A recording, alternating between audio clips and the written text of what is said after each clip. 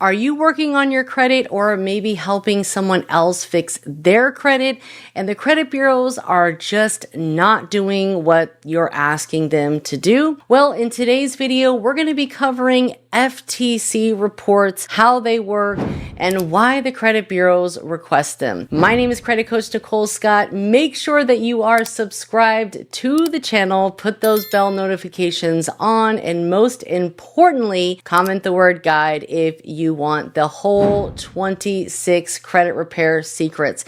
I'm always adding to this guide, so it's 26 plus because it's full of nothing but value. Now, you might ask me, what is an FTC report? Federal Trade Commission, okay? Federal Trade Commission. They are a government agency because there is so much identity theft going on in the world. They have created a safe spot for us that have been victims to make a claim online without having the hassle of going to like a police department or a sheriff's office, because they just simply don't have the capacity to take on all those type of reports for these said online crimes. So with the amount of identity theft happening in America, the FTC came up with a website called identitytheft.gov. You can head on over to identitytheft.gov and create an FTC report that can be sent to the credit bureaus if you have unauthorized, unknown, or even fraudulent information on your credit report. And you might tell yourself, well, I haven't been a victim of identity theft, but I do think that possibly my profile has been mixed up with somebody else's. Whatever the case may be, it all results as identity theft to the credit bureaus. And what they're going to make you do is get an FTC report to have as proof. Again, they want proof. If you're saying that this was unauthorized, this is fraudulent, this is unknown, this is not mine, you have to supply them with proof. It's just not that easy to do anymore, and it's super easy to complete the online form. You can literally complete an FTC report in probably less than 7 minutes. All that you need to do is just make sure that you have all of the account data that needs to be documented on this report. You can usually add anywhere from like 3 to 5 accounts actually on the report, and then anything that you're not able to add, you can put inside of the consumer statement. You can put additional accounts. You are limited on the characters that you can use in there, so you want to just keep it brief, like,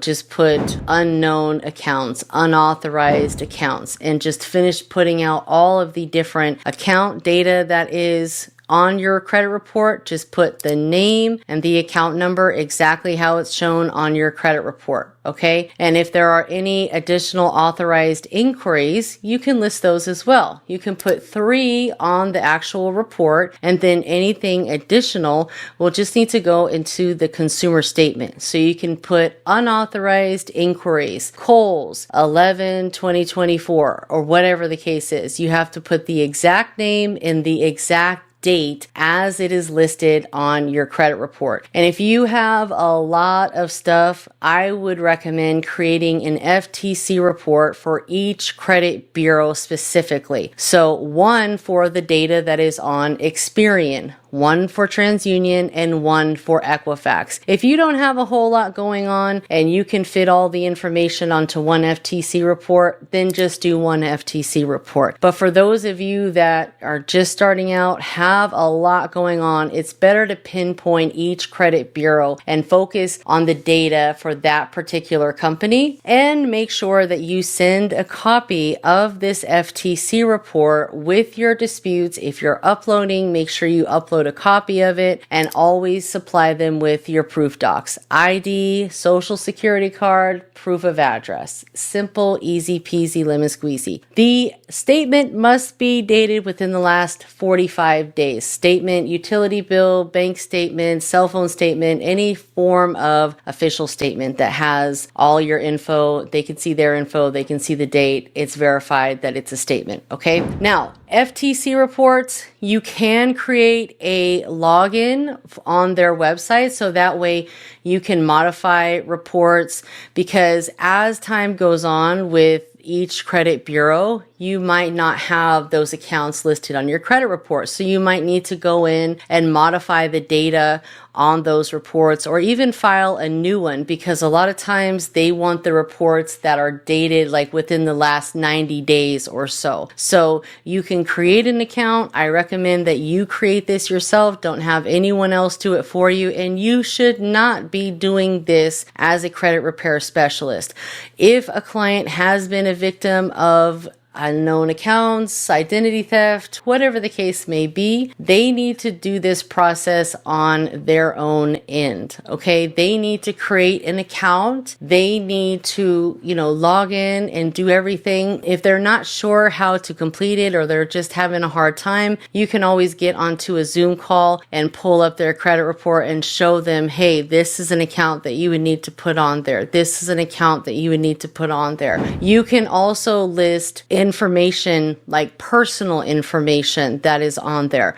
Or if you have public record information, child support that is not accurate, bankruptcies that are not accurate, liens, any sort of public record information or any data that is on your credit report that is inaccurate, get that puppy filled out and get it in, right? Now, if these accounts are truly yours and you're just trying to clean your credit, it might not work as well, because this method has been used and abused by many. Let's just be honest, and a lot of people in this credit repair space are still using this method to clean credit and do credit sweeps. And this is what they do.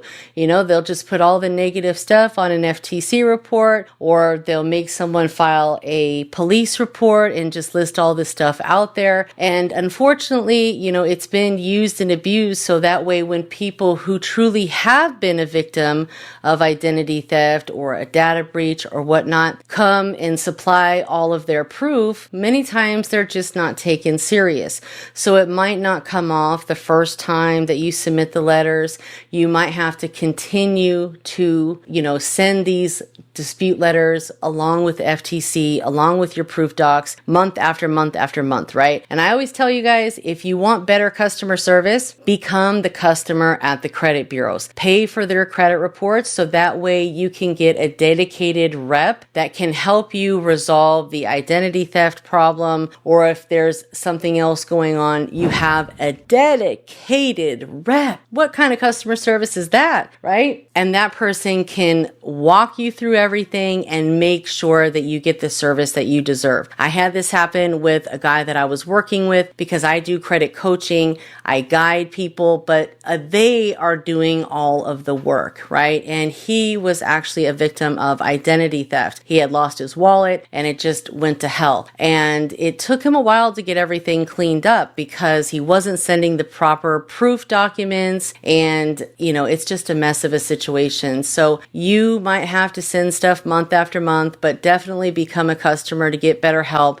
Call into the credit bureaus, follow up with them, because by law, they should be removing items that are a result of identity theft within 3 business days, especially when you have all of the proof that you were in fact victim of identity theft. I also recommend filling out an affidavit for identity theft and getting that notarized. And if possible, having an officer at your local PD department sign off on it. And then they will ask you on that affidavit what your FTC number is, and you can write in what your FTC number is. And if you have 3 FTC reports, one for each credit bureau, you write all 3 on there and just write, this report number is for TransUnion. This report number is for Experian. Because again, you are very limited on the space for each report. So you don't want to not have enough room to list all that stuff. And again, do put any other name variations, addresses, or names that simply don't belong to you, so that way you can get those off your file as well. But most importantly, comment the word guide and I will send you my 26 plus credit repair secrets. This is also inside of the credit community. So comment the word community and I will send you exclusive access to to join my credit community where we